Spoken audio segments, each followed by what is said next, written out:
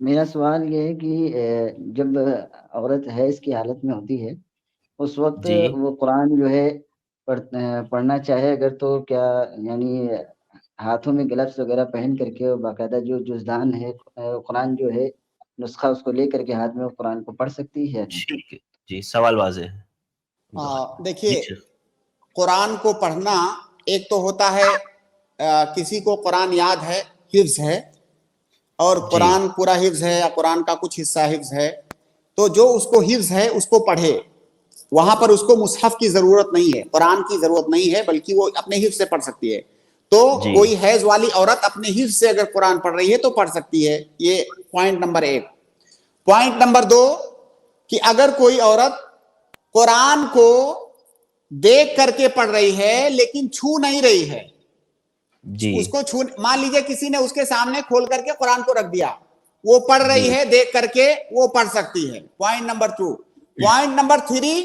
اگر کوئی عورت موبائل میں، آئی پیڈ میں، کمپیوٹر میں، لیپ ٹاپ میں دیکھ کر کے، یا اور لیپ ٹاپ کو، کمپیوٹر کو، موبائل کو چھو کر کے قرآن پڑھ رہی ہے تو پڑھ سکتی ہے، کیونکہ موبائل، لیپ ٹاپ، کمپیوٹر یہ مصحف نہیں ہے۔ مصحف کے حکم میں نہیں، جی ہاں، مصحف نہیں ہے، تو اس کو وہ چھو کر کے بھی پڑھ سکتی ہے۔ چوتھی بات یہ کہ اگر کوئی عورت قرآن جو مصحف ہے، مصحف کو ہاتھ میں چھو کر کے پڑھنا چاہتی ہے اور وہ ہاتھ میں گلفز لگا رہی ہے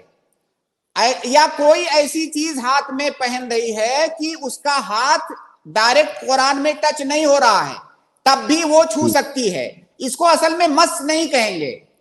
لا یمسہ الا المطہرون جو ہے، تو یہ مس کہتے ہیں جب ہمارا ہاتھ ڈائریکٹ اس کو مس کرے، تو گلفز لگا جی کر کے وہ قرآن کھول سکتی ہے، پڑھ سکتی ہے۔ آخری پوائنٹ، اگر کوئی ڈائریکٹ اپنے ننگے ہاتھوں سے قرآن کو چھو رہی ہے، کھول رہی ہے، تو یہ اس کی ممانعت ہے، وہ ایسا نہیں کر سکتی۔ حالانکہ یہ مسئلہ بھی اختلافی ہے فقہا کے یہاں، کئی سارے جی بڑے علماء نے بھی کہا ہے کہ جو ہے وہ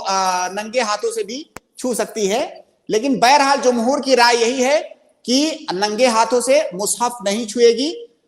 بغیر چھوئے ہوئے جو بھی طریقہ ہے پڑھنے کا ان تمام طریقوں سے پڑھ سکتی ہے۔